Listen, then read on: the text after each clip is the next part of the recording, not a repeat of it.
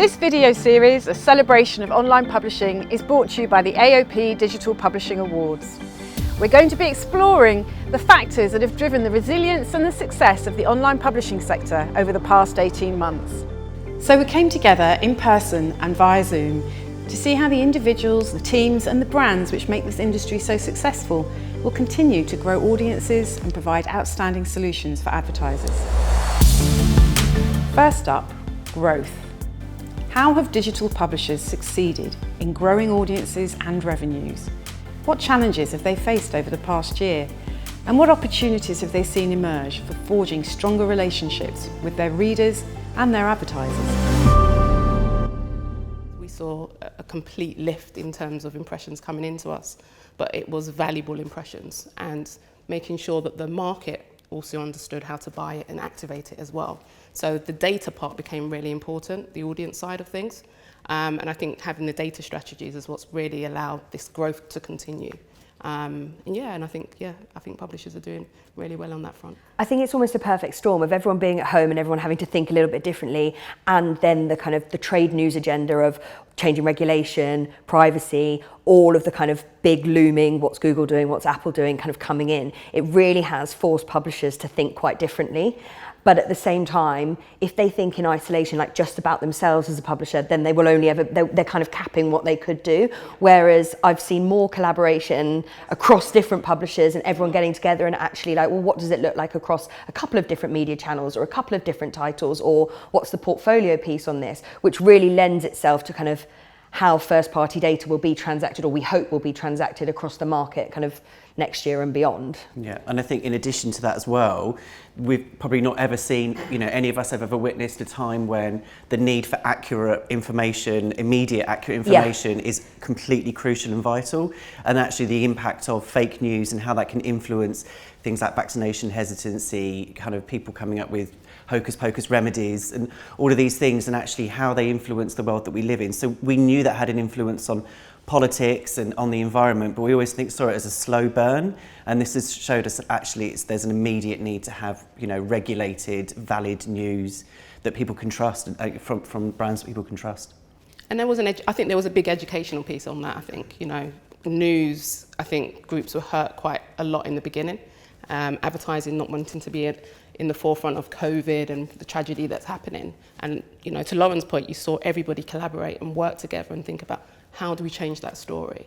And it's been, I think the success on that side has really grown it. We have seen that collaboration amongst publishers. I think that focus on data that you mentioned, Lauren, is kind of been paramount, and I think that it's brought to the fore the need for publishers to have that value exchange and build on that relationship with their users.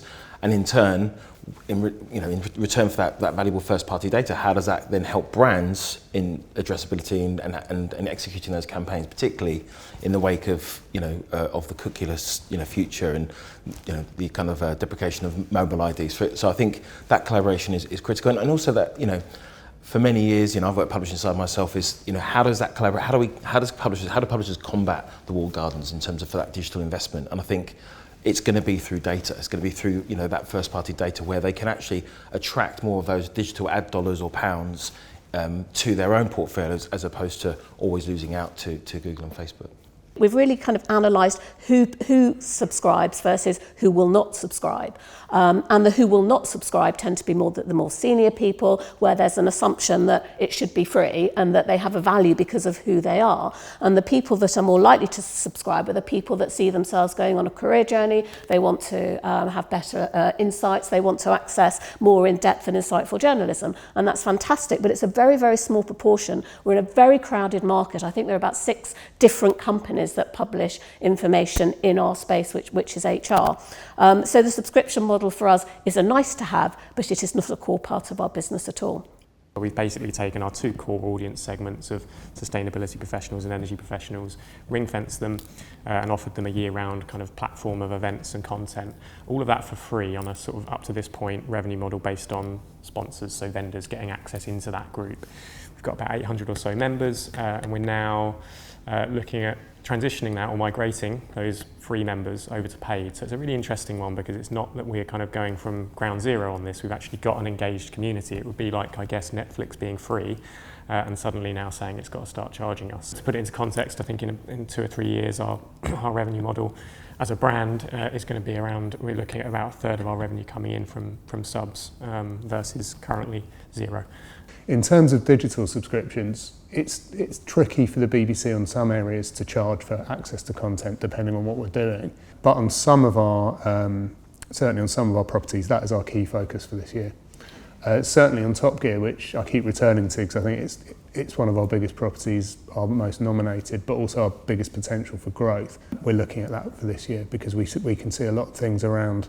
It's more B2C, so it'd be around access to content, exclusives, some sort of clubs, you know, as we diversify our revenue, access to our partners in specific ways. The consumer or the user at the end of the day understands the value of their privacy and their data now more than ever. From LiveRamp, we look at this as not necessarily just a subscriber or, you know, a logged in user, but actually an authentication, and publishers have been really kind of leaning into how do they develop their authentication strategy, because it, to your point, isn't going to be, having just a whole load of authentications isn't going to be solving the problem, but understanding who those users are and having users that are engaged and go, okay, right, I've signed up for a newsletter with this publisher, and in exchange for that, I know how my data is going to be used. Or I've, you know, there's a metered access where I'm getting a few articles for free.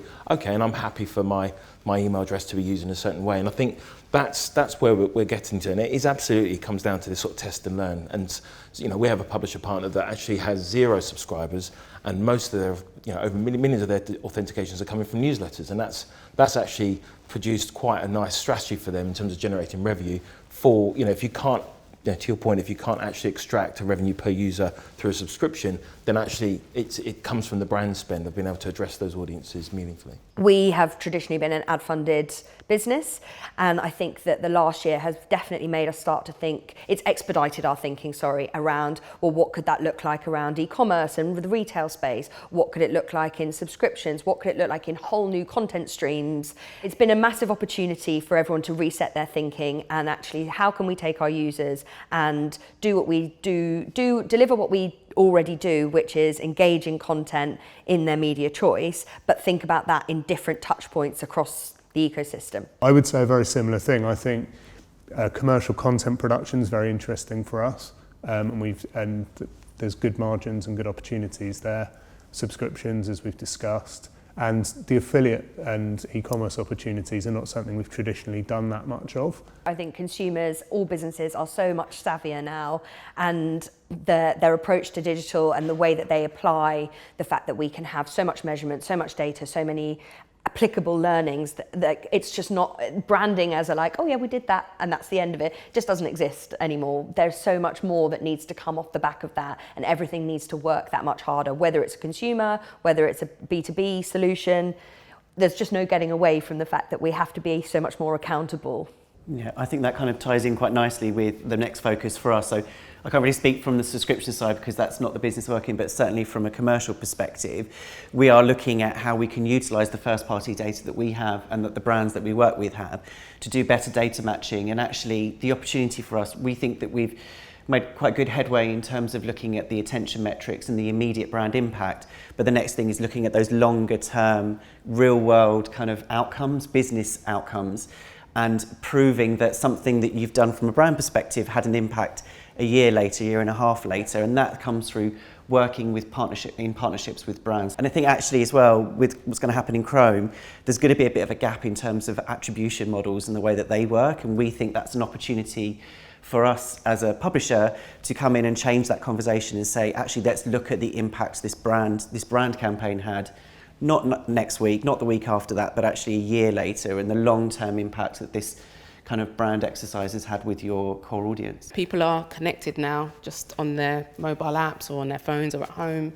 and just I think that consumption of time that people had through the pandemic is that they're just consuming media in a different way. So I think we've started to see publishers think about those strategies and bringing those things on. And I definitely think that that's probably going to be the future. So, you know, how do we capture the eyeballs when someone's looking at a screen and, you know, going back to a webinar and having a look at that and recapturing them again and all of those things. And I think that's the opportunity again to put the advertising right to the You mentioned the magic word there, the phone. I run my business from a mobile. I don't need to be at my PC to run my business anymore. And I think that's something that as a B2B provider, we've really thought about, that everything has to be accessible from the phone. So Greed, for example, has seen a huge growth in the audience of 18 to 24-year-olds. Accessing our content, which you might be no surprise considering the climate consensus again has hit much younger demographics. But for us, that's now making us think, how can we actually reach out to that audience and make and deliver value to that audience whilst not taking it away from the wider audience base and still appealing to vendors. So that's an interesting conversation. The most important thing about data, as a business, we're all talking about data driven, we're talking about digital. But the one thing that I say to my team, and I collect a lot of data, is so what?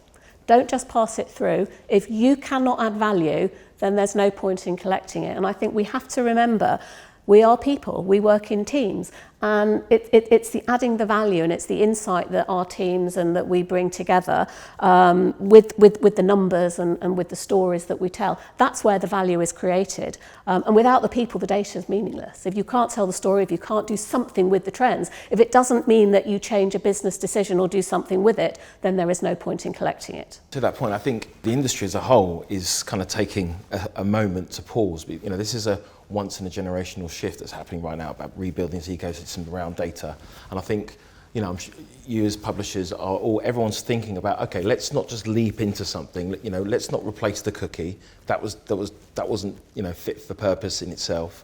Let's think about how we actually want to structure ourselves as businesses so that we're maximizing, you know, that customer relationship we have, but also the use of that data, making sure that that data gets into the right places. And I think that's what we're definitely seeing a lot of publishers really rethinking about that, not to leap into it. I think on a macro level, you know, this sort of digital transformation that's taken place over the last year is you know, can't be kind of ignored. It's, you know, to your point, Jackie, around, you know, consumer behaviour around how people consume media, you know, whether it's a shift to more online viewing, CTV, whether it's listening to more digital audio. You know, I think to your point about what's the opportunity for publishers, I think that diversification of revenues is really a big one. I think e-commerce absolutely is going to be huge because, you know, as publishers, you own that audience. Those are your customers, and there's a real opportunity. How do you bridge that gap into actually what's their purchasing behaviour? You only have to look at like the DTC brands that are sort of finally realising, actually, I don't have to just use Instagram to build a brand or to get sales. We can use premium publishers, and I think publishers are recognising that now. I would agree. If, for example, we're doing a series of content on renewable energy, then rather than just throughout the year doing lots of little kind of dots of renewable energy focused content which is sponsorable, we've created these kind of concepts of kind of focus weeks or focus months, and then within that focus week we'll have kind of a report, a podcast, a webinar, So do you include and a case them in study. that? Yeah, exactly, and then that becomes a package of 3 or 4 pieces of content that a single vendor can sponsor, which is obviously at a much higher premium than if we were to just do that as a single hit. Consumers are buying into it and saying, actually, this is the brand I want to engage with. I like their content, whether it's delivered in audio, whether it's a TV channel, whether it's that I open their newsletter. And it's about understanding how you pull on each of those touch points to maximize that user's value. And it won't necessarily always be a subscription. It might be ads, it might be something completely different, and it might look different on each of those different touch points. But that's, I think, the point that we're getting to, which has always kind of been that marketer's dream. Like, how can you see the whole view across everything?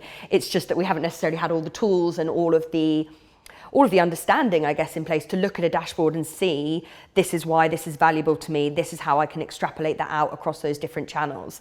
So that's where I think, and I also think that's a real opportunity for agencies as well, who have kind of lost some buying power to the walled gardens, to actually say, yeah, but we're the experts in tying these channels back together and understanding how that mix can work for you. Just keep diversifying. That's what I keep saying to the publishers. You know, just keep strategizing, being agile, keep planning, and I think just go with the market now.